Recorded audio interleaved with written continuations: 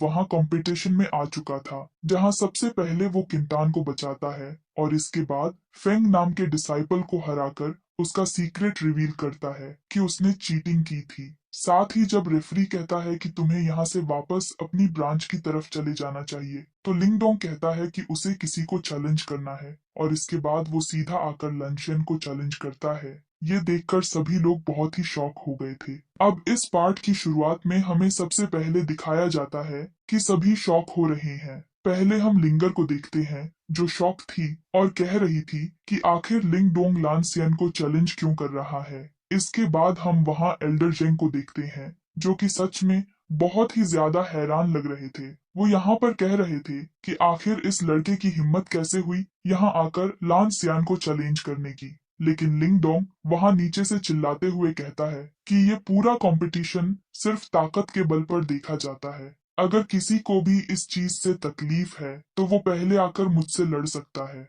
मैं उसे साबित कर दूंगा कि मैं लान सियान से लड़ने के काबिल हूँ कि नहीं। इस चीज पर एल्डर जेंग को थोड़ा गुस्सा आ गया था। वो खड़े होकर कुछ कहने वाले थे कि इतने में ही एल्डर मू उन्हें रोकते हुए कहते हैं कि इसने कोई गलत बात नहीं की। ये साफ साफ कह रहा है कि ये कंपटीशन ताकत के बल पर देखा जाता है। इसकी बात सही है, कोई किसी को भी चैलेंज कर सकता है। सामने वाला चैलेंज ना लेना चाहे तो हार मान ले।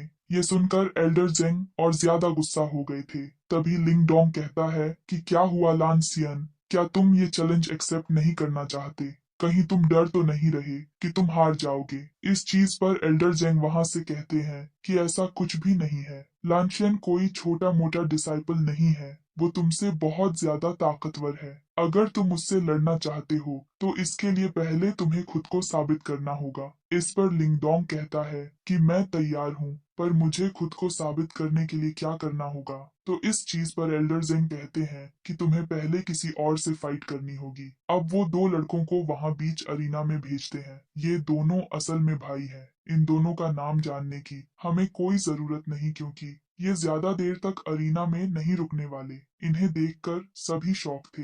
वहां लिंगर कह रही थी कि ये दोनों तो क्रिएशन लेवल के स्ट्रॉन्ग कल्टीवेटर है। आखिर एल्डर जेंग ने इन्हें लिंग डोंग से लड़ने को क्यों भेजा? वैसे ये लंशन से तो कमजोर ही है। अब ये लिंगडोंग को डिसाइड करना था कि वो इन दोनों में से किस एक के साथ फाइट करना चाहता है। वो दोनों कह रहे थे कि तुम ब्रदर लंशन के साथ फाइट करना चाहते हो। लगता है तुम्हें बहुत बुरी तरह से हारना है। कोई बात नहीं, हम में से तुम्हें कोई भी बुरी तरह से हरा सकता है। तुम बताओ कि तुम किस से हारना चाहते हो? अब लिंगडोंग कहता है तुम में से किसी एक को चुनना तो टाइम पास होगा। मेरे हिसाब से तुम दोनों को ही एक साथ आना चाहिए, इससे मेरा थोड़ा वार्म अप भी हो जाएगा। ये सुनकर वो दोनों ही बहुत ज्यादा शॉक हो गए थे और गुस्से में कह रहे थे कि शायद तुम्हें हारने की बहुत जल्दी है। कोई बात नहीं, हम इसके लिए पूरी तरह से तैयार हैं। अब लिंग डोंग कहता है कि तो चलो फिर फाइट करो। इसके बाद वो दोनों ही अपनी एनर्जी को एक्टिवेट करते हुए लिंग डोंग की तरफ हमला करने के लिए आगे बढ़ जाते हैं।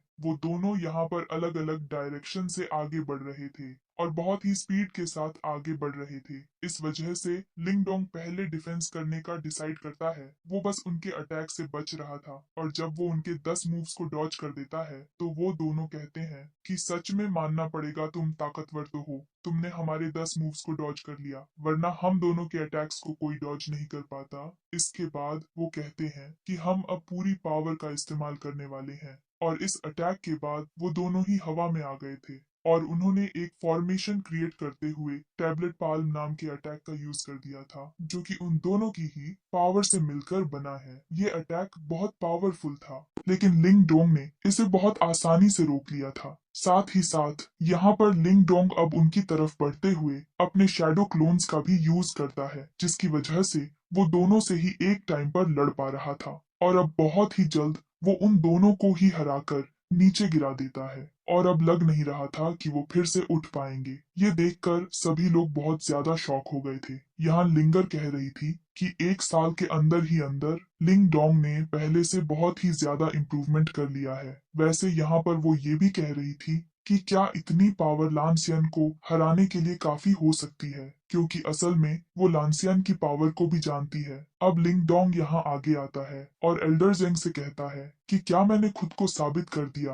वैसे अब लांसियन को लिंग डोंग से फाइट करनी ही पड़ेगी, इसलिए अब वो भी उठ गया था। हम देखते हैं कि अभी बाकी सारे डिसाइपल जोर जोर से चिल्लाते हुए लिंगडोंग का ही नाम ले रहे थे। वो बहुत शौक थे और कह रहे थे कि आखिर ये लड़का अब तक था कहाँ, हमने पहले इसका नाम क्यों नहीं सुना। ये इतना ताकतवर है कि इसने 2 क्रिएशन लेवल के वॉरियर्स को एक टाइम पर हरा दिया। वहां पर लांसियन अब यहाँ अरीना की तरफ बढ़ने वाला था। तभी एल्डरजन कहते हैं कि थोड़ा संभल कर, इस लड़के में कोई तो बात है। लेकिन इस पर लंसियान कहता है कि इसकी जरूरत नहीं है, इसे मैं अभी बता दूंगा कि आखिर असली पावर होती क्या है। इसके बाद वो वहां थोड़े आगे आकर लिंगडोंग से कहता है कि तुम बहुत बड़ी गलती कर रहे हो, अगर चाहते हो तो एक बार फिर से अपनी गलती को सुधार लो। लेकिन लिंगडोंग कहता है कोई जरूरत नहीं है, तुम यहाँ नीचे आकर मुझसे फाइट कर सकते हो। इसके बाद लिंगडोंग थोड़ा पीछे हो गया था। लानशियन वहां सामने अरीना में आता है और उन दोनों डिसाइपल्स को जो अभी लिंगडोंग से हार चुके हैं उनसे कहता है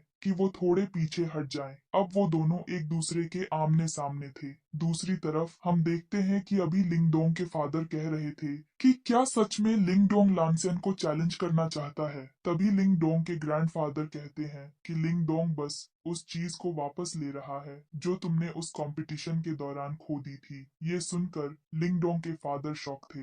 दूसरी तरफ हम देखते हैं कि अभी किंतान कह रहे, एल्डर जेंग अभी खुद से ही कह रहे थे कि भले ही लानशन लिंगडोंग को बहुत ही आराम से हरा देगा, लेकिन लिंगडोंग ने स्पॉटलाइट तो चुरा ही ली है। सभी लोगों का ध्यान अभी लिंगडोंग के ही ऊपर है। यहाँ एल्डर मुंह मन में सोच रहे थे कि लान शेन उन वॉरियर्स में से एक है जो कि कई 100 सालों में पैदा होते हैं। वो लान शेन को एक जीनियस मानते हैं, मगर वो ये भी सोच रहे थे कि क्या लिंगडोंग सच में लान शेन से लड़ पाए।